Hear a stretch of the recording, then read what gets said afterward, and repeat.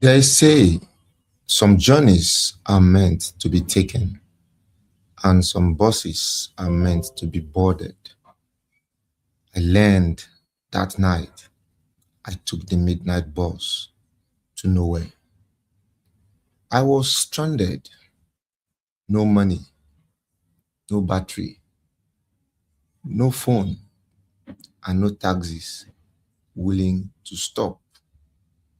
It was just after 12 a.m., the kind of hour where the city feels half alive, streetlights buzzing, distant dogs barking, shadows moving when they shouldn't.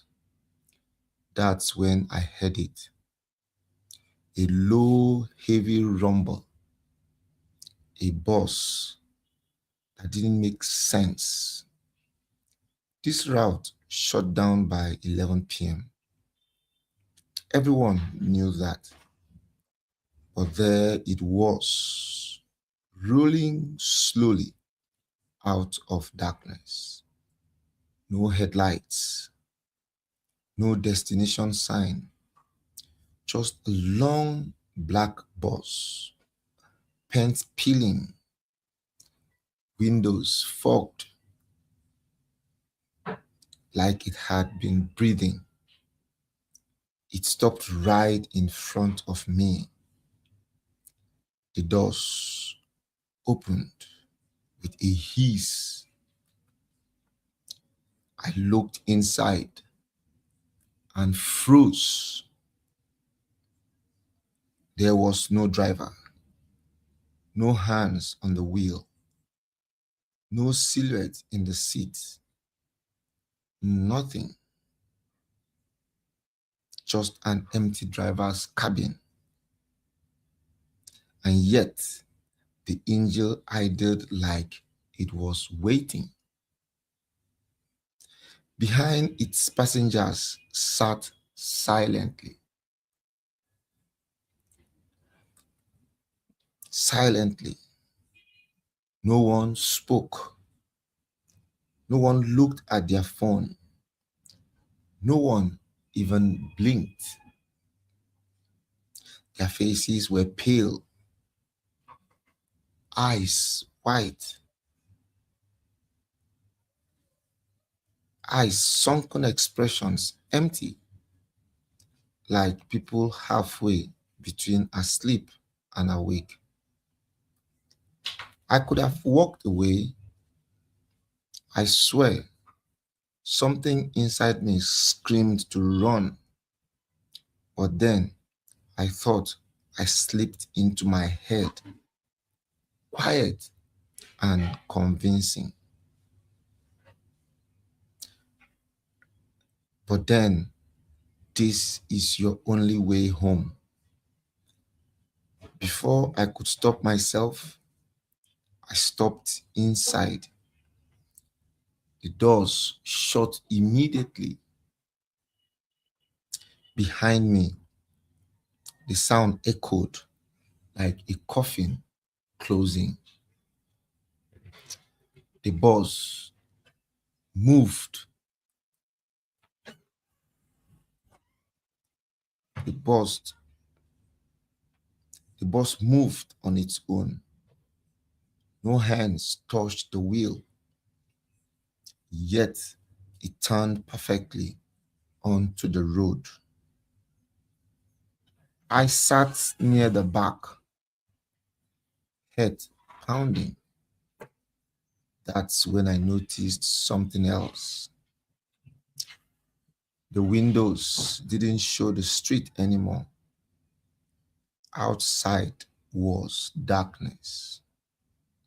Not night, not shadows, just endless black stretching in every direction, like the bus was driving through a tunnel with no walls. The first stop came suddenly. The bus slowed and stopped. A soft ding sounded. One passenger stood up. A young woman, maybe early 20s.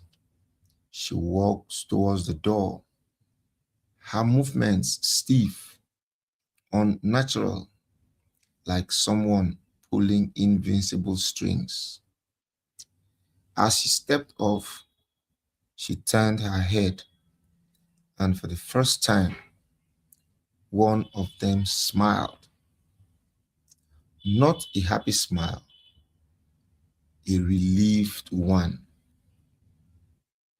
The door closed slowly. The bus moved again. I leaned toward the man sitting beside me. Where is this bus going? I whispered. He didn't look at me. His lips moved slowly. Where you belong. A chill crawled down my spine.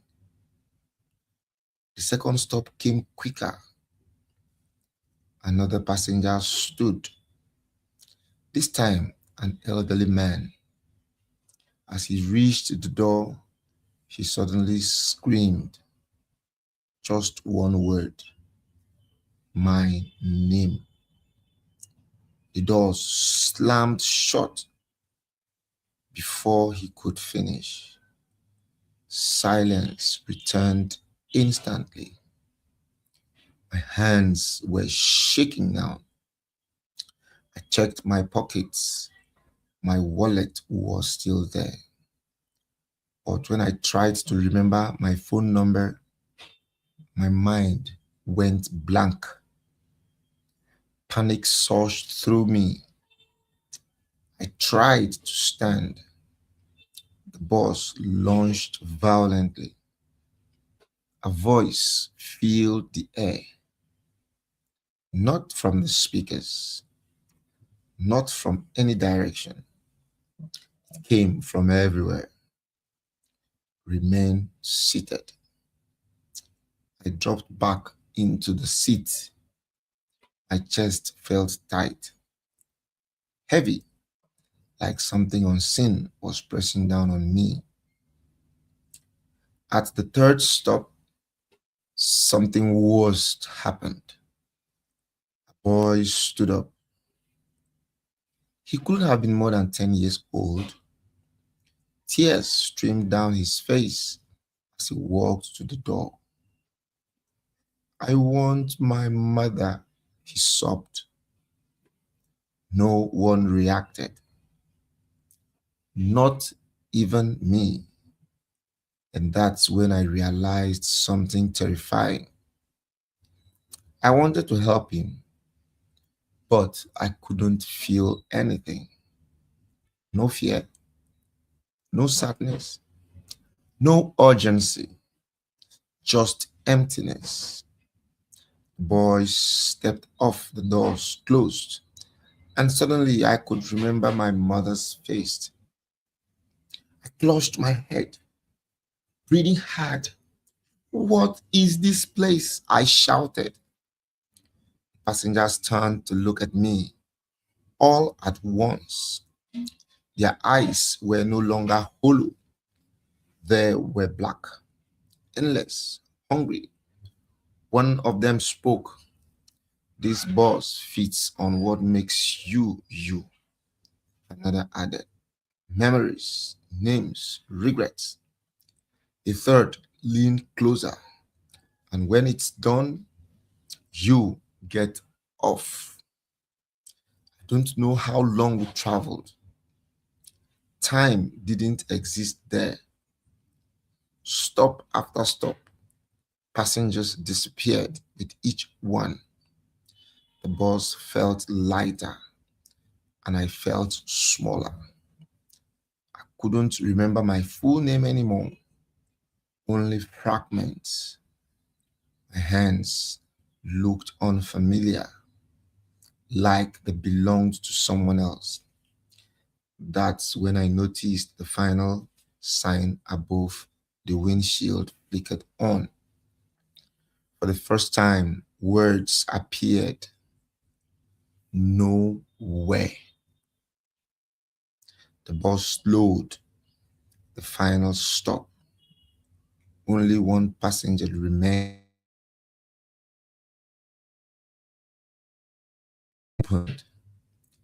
Outside was not darkness.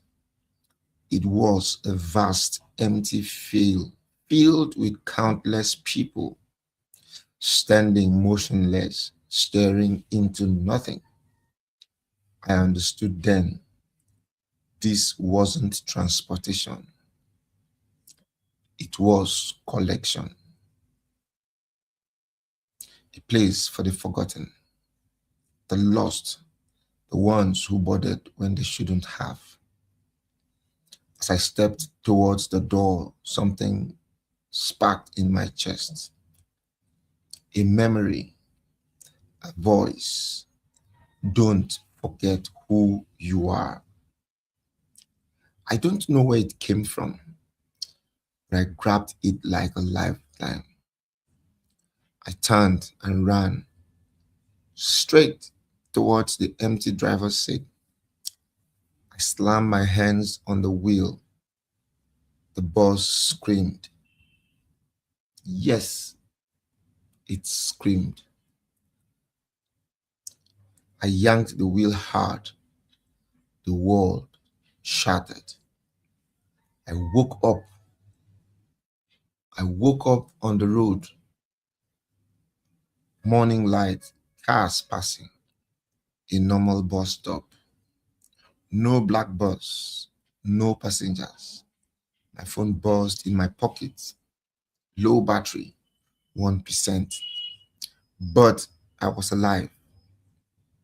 I never told anyone until now because last night at exactly 12 a.m., I heard that same low rumble outside my window.